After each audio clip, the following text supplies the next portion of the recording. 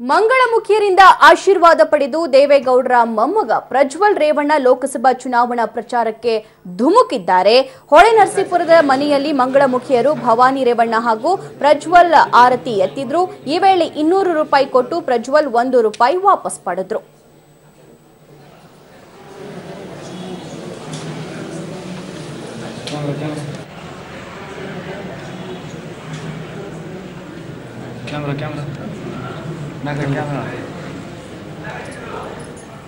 ಗಮನ ಸೆಳೆದಿರುವ ಹಾಸನ ಲೋಕಸಭಾ ಕ್ಷೇತ್ರದ ಅಭ್ಯರ್ಥಿಯಾಗಿ ಜೆಡಿಎಸ್ನ ಮಾಜಿ ಪ್ರಧಾನಿಯವರ ಮೊಮ್ಮಗ ಹಾಗೂ ಸಚಿವ ಎಚ್.ಡಿ. ರೇವಣ್ಣ ಅವರ ಪುತ್ರರಾದಂತಹ ಪ್ರಜ್ವಲ್ ರೇವಣ್ಣ ಅವರು ಇವಾಗ ನಮ್ಮೊಂದಿಗಿದ್ದಾರೆ. ಅವರು ತಮ್ಮ ಸ್ಪರ್ಧೆ ಬಗ್ಗೆ ಏನು ಹೇಳ್ತಾರೆ ಬನ್ನಿ ಕೇಳೋಣ. ಸರ್, ಈಗ ಪ್ರಥಮ ಬಾರಿಗೆ ತಾವು ಲೋಕಸಭಾ ಕ್ಷೇತ್ರದ ಸ್ಪರ್ಧಿಯಾಗಿದ್ದಾರೆ, ಏನು ಅನಿಸುತ್ತೆ ಹೇಳಿ ಸರ್? ಇವತ್ತು ನಾನು ಹೇಳ್ಕೊಳ್ಳೋದಿಷ್ಟೇ ಸರ್, ದೇವೇಗೌಡರು ಸಾಹೇಬರು ಇನ್ನೂ ಅಧಿಕೃತವಾಗಿ ಪಟ್ಟಿ ಅನೌನ್ಸ್ ಮಾಡಿಲ್ಲ. ಅಧಿಕೃತವಾಗಿ ಪಟ್ಟಿ ಅನೌನ್ಸ್ ಮಾಡಿದ್ರಲ್ಲಿ ಯಾರು ಅಭ್ಯರ್ಥಿ ಅಂತ ನಾನು ಇನ್ನೂ ಘೋಷಣೆ ಮಾಡುವಾಗ ಗೊತ್ತಾಗುತ್ತೆ. ಆದರೆ ನಾವು 3 ತಿಂಗಳಿಂದನೇ ನಮ್ಮ ಪಕ್ಷದ ಕಾರ್ಯಕರ್ತರಿರ್ಬೋದು, ಇಲ್ಲ ಸಣ್ಣ ಪುಟ್ಟ ಜನಾಂಗಗಳಿರ್ಬೋದು, ಇಲ್ಲ ಯಾವುದೇ ಒಂದು ಚರ್ಚೆಗಳಿರ್ಬೋದು, ಇಲ್ಲ ಯುವಕರ ಸಂಘಟನೆ ಇರ್ಬೋದು, ನಾವು ಮೊದಲಿಂದ ಮಾಡ್ಕೊಂಬರ್ತಾಯಿದ್ದೀವಿ.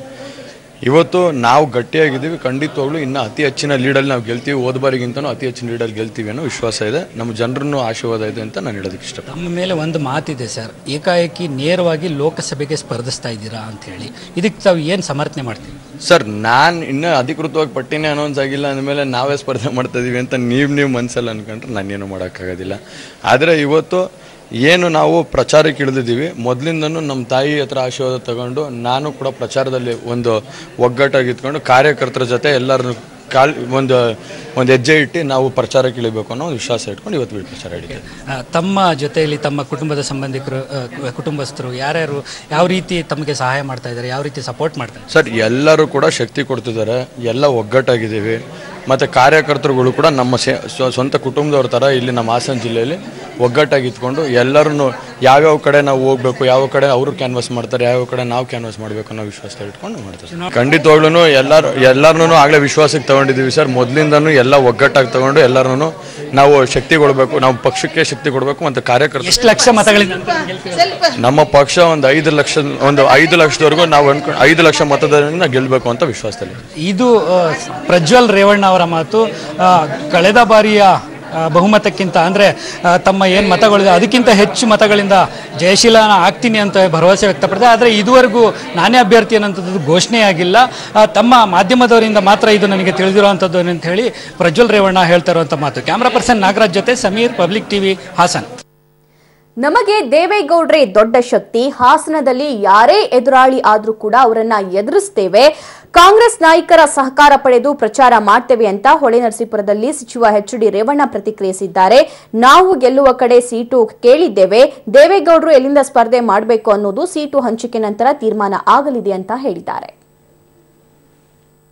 ನಮ್ಮ ಜಿಲ್ಲೆ ಎಲ್ಲ ಪಕ್ಷದ, ನಮ್ಮ ಕಾಂಗ್ರೆಸ್ ಇರ್ಬೋದು, ಜೆಡಿಎಸ್ ಪಕ್ಷದ ಎಲ್ಲ ಮುಖಂಡರನ್ನು ಭೇಟಿ ಮಾಡಿ ಸಹಕಾರ ಕೊಟ್ಟು ಇವತ್ತು ರಾಜ್ಯದಲ್ಲಿ ಕೋಮುವಾದಿ ಶಕ್ತಿಗಳನ್ನ ದೂರ ಇಡಬೇಕು ಅಂತ ಮನವಿ ಮಾಡ್ತೀನಿ. ಈಗ ಜಿಲ್ಲೆಯಲ್ಲಿ ದೇವೇಗೌಡರ ರಾಜಕಾರಣದ ಶಕ್ತಿ ಇದೆ.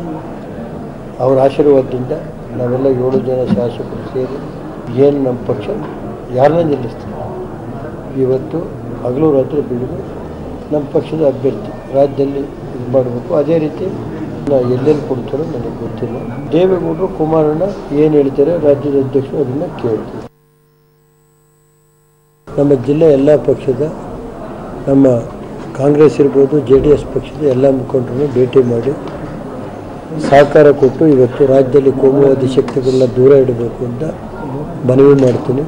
ಈಗ ಜಿಲ್ಲೆಯಲ್ಲಿ ದೇವೇಗೌಡರ ರಾಜಕಾರಣದ ಶಕ್ತಿ ಇದೆ. ಅವರ ಆಶೀರ್ವಾದದಿಂದ ನಾವೆಲ್ಲ 7 ಜನ ಶಾಸಕರು ಸೇರಿ ಏನು ನಮ್ಮ ಪಕ್ಷ ಯಾರನ್ನ ನಿಲ್ಲಿಸ್ತೀವಿ. ಇವತ್ತು ಹಗಲು ರಾತ್ರಿ ಬಿಡುಗು ನಮ್ಮ ಪಕ್ಷದ ಅಭ್ಯರ್ಥಿ ರಾಜ್ಯದಲ್ಲಿ ಇದು ಮಾಡಬೇಕು. ಅದೇ ರೀತಿ ಎಲ್ಲೆಲ್ಲಿ ಕೊಡ್ತಾರೋ ನನಗೆ ಗೊತ್ತಿಲ್ಲ. ದೇವೇಗೌಡರು ಕುಮಾರಣ್ಣ ಏನು ಹೇಳ್ತಾರೆ ರಾಜ್ಯದ ಅಧ್ಯಕ್ಷರು ಅದನ್ನು ಕೇಳ್ತೀವಿ.